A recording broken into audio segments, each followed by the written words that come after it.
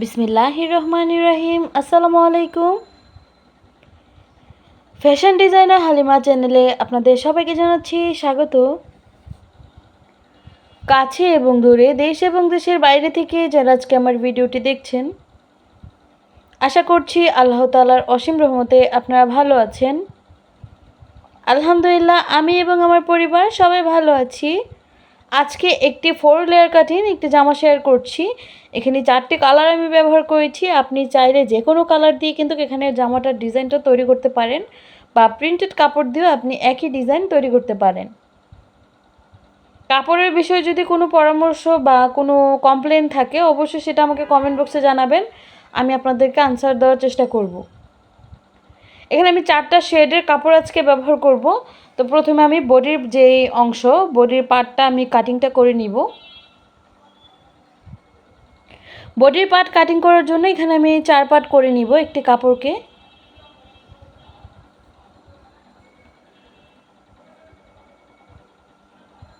উপরে আমাদের 4 ইঞ্চি যাবে, সেটা আমাদের বেল্টের জন্য যাবে 4 ইঞ্চি। আর আমাদের টোটাল যে উপর পার্টের যে টপটা, সেটা লং থাকবে 10 ইঞ্চি। তার মানে আমি এখানে নিয়েছি যে খয়েরি কালার কাপড়টা, সেটা নিয়েছি আমি 6 ইঞ্চি। আর গলার জন্য ব্যবহার করছি এখানে 3, আর বডির জন্য ব্যবহার করছি 8 ইঞ্চি। পেটের দিকে নিয়েছি আমরা 7.5 ইঞ্চি। কাঁধ থেকে একদম বডির যে গলার মাপটা, সেটা নিচ্ছি 4.5 ইঞ্চি। আর 1 ইঞ্চি নিচ্ছি আমরা এক্সট্রা, যেটা আমাদের বডির পাশে 1 ইঞ্চি এক্সট্রা জামার ভিতরে থাকবে। 4.5 ইঞ্চিতে যেখানে আমরা মার্কিং করেছি, সেখান থেকে আমাদের আর্মলটা একদম নিচ পর্যন্ত ডাউন হয়ে যাবে। এখন আমরা বডির থেকে যে লেয়ার অংশটা, সেটা কাটিং করব। তো সেটা কাটিং করার জন্য এখানে আমি কিভাবে নিচ্ছি সেটা আপনাদেরকে দেখিয়ে দিচ্ছি। এখানে প্রথমে কাপড়টাকে 2 ভাঁজ করে নিয়েছি। তারপর এটাকে আমি 8.5 ইঞ্চিতে এভাবে মার্কিং করে নিচ্ছি। তো আমাদের এটাকে যেহেতু সামনে এবং পিছন পার্টে কুচি হবে, মানে বডির সামনের পার্ট এবং ব্যাক পার্ট দুটোটাতে যেহেতু সেমভাবে কুচিটা পড়বে, তো সেই জন্য আমি এখানে 4 ভাঁজ করে নিয়েছি কাপড়টাকে। তো এখানে আমাদের কিন্তু 2টা পার্ট কাটিং করা হলো।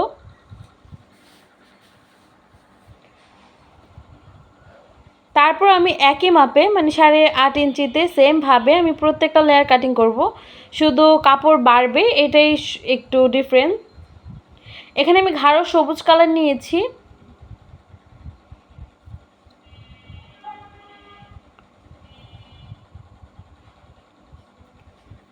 এখন আমার কাটার সুবিধার্থে আমি যেহেতু সামনের পার্টে এই 8.5 ইঞ্চিতে যে লংটা নিয়েছি, সেই কাপড়টার মাপ দিয়ে আমি এখানে সেকেন্ড লেয়ার, মানে মাজা থেকে তারপর এটা কিন্তু সেকেন্ড লেয়ার, যদি বডির পাশ থেকে হিসাব করি এটা হচ্ছে আমাদের থার্ড লেয়ার। এখানে আমাদের 3টা পার্ট কাপড় কাটা হবে, যেহেতু এইটা আমাদের থার্ড লেয়ার পড়ছে। তো থার্ড লেয়ারে আমাদের 3টা কাপড় কাটা হবে। যেহেতু আমি একদম বেশি ঘন কুচি দিয়ে জামার ডিজাইনটা তৈরি করছি, সেই জন্য তো আমি এখানে আরেকটি লেয়ার কাটিং করে নিব।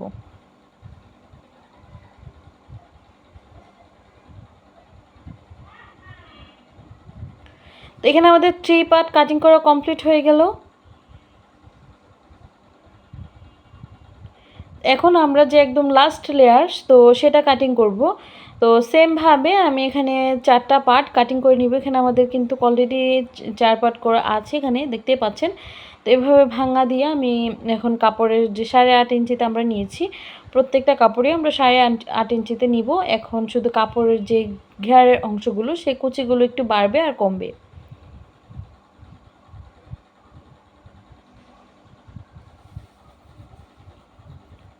এখন মাঝখান থেকে এটাকে কেটে আলাদা করে দিচ্ছি। তো সেম মাপে আমরা আরও 2টা কাপড় কাটিং করে নিব।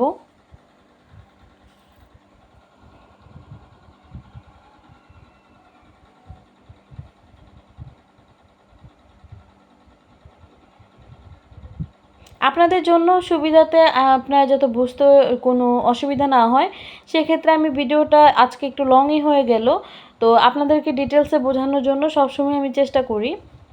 আমার প্রত্যেকটা কাপড় কিন্তু কাটা হয়ে গিয়েছে। এখন আপনাদেরকে শুধু বুঝিয়ে দিচ্ছি যে কিভাবে আমি কুচিগুলো দিব। তো এভাবে কিন্তু আমাদের 4টা যে লেয়ার, সেগুলো এভাবে বডির পার্টের সাথে সুন্দর করে বসে যাবে।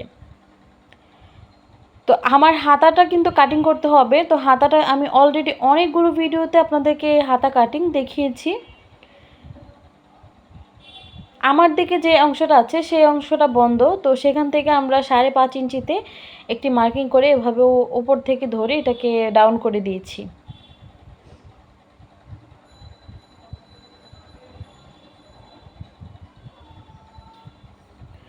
এখন বেল্টের জন্য আমরা কাপড়টা কাটিং করব। তো কাপড়টা কাটিং করার ক্ষেত্রে আমি কতটুকু নিচ্ছি সেটাও একটু খেয়াল করে দেখবেন। যেহেতু আমাদের কাঁধের অংশের দিকে 4 ইঞ্চি যাবে, তো সেই জন্য আমরা এখানে 8 ইঞ্চি নিব। পাশে নিচ্ছি 3 ইঞ্চি আর লং নিচ্ছি 8 ইঞ্চি। তো আমাদের কিন্তু হাতার যে বেল্টগুলো সেটা কাটিং করা হয়ে গিয়েছে। তো বেল্টের সাথে আমরা এভাবে জয়েনিং করব আর হাতাটা এভাবে থাকবে।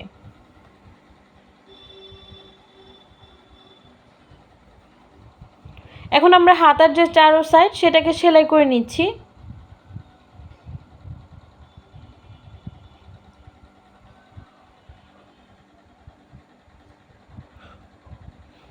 তারপর আমরা সাইড থেকে সেলাই করে নিয়েছি। এখন আমরা বেল্টের সাথে মাঝখান থেকে এভাবে যে কাপড়গুলো হাতার সেগুলোকে মাঝখানের দিকে ভিতরের দিকে দিয়ে উপরের দিকে একটা চাপ সেলাই দিয়ে দিচ্ছি।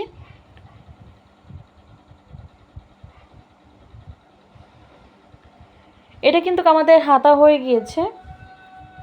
দুইটা হাতা আমাদের সেমভাবে সেলাই করে নিয়েছি। এখন আমরা বডির যে সামনের দিকের অংশ এবং পিছন পাটের অংশ সেটাকে একটু 1/2 ইঞ্চির মতো ভিতরের দিকে রেখে আমরা ভাঁজ করে এটার উপর দিয়ে একটা সেলাই করে নিচ্ছি।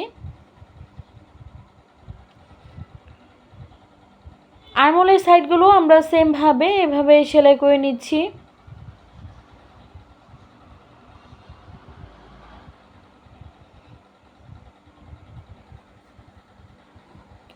সেমভাবে আমি বডির আরেক সাইডের যে আরমোল সেই সাইডটাকেও সেলাই করে নিচ্ছি।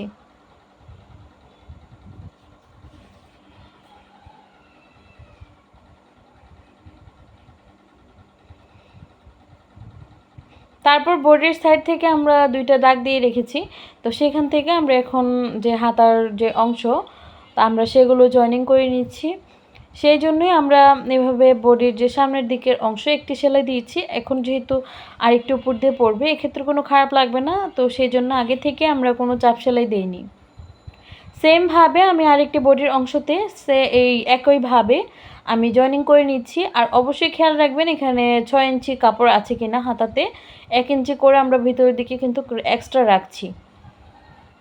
6 ইঞ্চি দিলে এটাকে ভাঁজ করলে আমাদের কিন্তু কাঁধের অংশের দিকে 3 ইঞ্চি হবে বা 4 ইঞ্চি এরকম রাখলেই চলবে। আমাদের হাতাটা জয়েনিং করা কমপ্লিট হয়ে গিয়েছে। এখন আমরা যে নিচে ঘেরের অংশ তো সেটা সেলাই করছি। আগে এভাবে সেলাই করে যদি মাজাতে জয়েনিং করে নেওয়া হয় বা এভাবে সেলাই করে মাজার যে জামার অংশের সাথে ভাঁজ করে রাখলে সেটা সেলাই করতে খুব ইজি হবে। আমি প্রথম লেয়ার এবং সেকেন্ড লেয়ার যেহেতু আলাদা আলাদা সেলাই করছি সেক্ষেত্রে আপনাদের বুঝতে অসুবিধা হলে সেটা আমাকে জানিয়ে দিবেন। এখানে 2টি কাপড় আমি জয়েনিং করেছি, তারপর 3 নাম্বার কাপড়টা আমি জয়েনিং করছি। যেহেতু সেকেন্ড লেয়ারে কিন্তু আমাদের 3টা লেয়ার পড়েছে, তো আমরা এটাতেও সেমভাবে কুচি দিয়ে দিচ্ছি।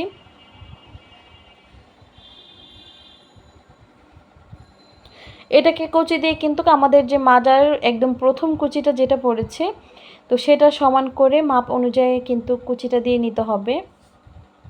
এখন আমরা যে সেকেন্ড লেয়ারটা জয়েনিং করছি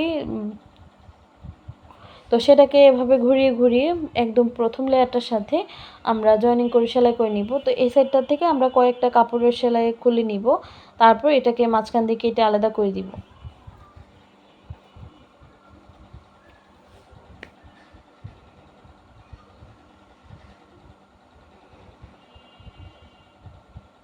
এখন আমরা একদম লাস্ট যে দামানের পোর্শনের লেয়ার তো সেটা সেলাই করব।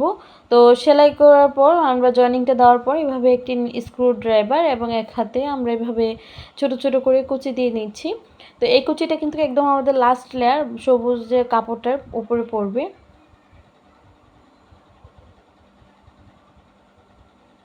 তো সবুজ কাপড়টার উপরে কিন্তু আমরা সেলাই করে নিচ্ছি। যেহেতু মাঝখানেটা যেহেতু আমরা 3টা পার্ট হয়েছে তো সেই ক্ষেত্রে আমাদের কিন্তু হাফ করে কেটে নিতে হবে একটি কাপড়কে। এক্ষেত্রে আমাদের সামনে এবং পিছনে কমপ্লিট হবে। তো আমি সেমভাবে কিন্তু একদম লাস্ট লেয়ারটাও সেলাই করে নিয়েছি। তারপর আমরা মাঝার সাথে এখন ক্রিম কালার কাপড়টা জয়েনিং করে নিচ্ছি। অবশ্যই মাঝার সাইডে একটু ডাবল সেলাই দিয়ে নেবেন। তো আমি সেমভাবে পিছন পার্টটাও জয়েনিং করে নিব। পিছন পার্টটা জয়েনিং করার পর আমরা কিন্তু একদম বডি থেকে নিচ পর্যন্ত সেলাই করে নিব। এখন আমরা বডির যে ফিক্সড মেজারমেন্ট সেটা রেখে কিন্তু সেলাই করে নিচ্ছি।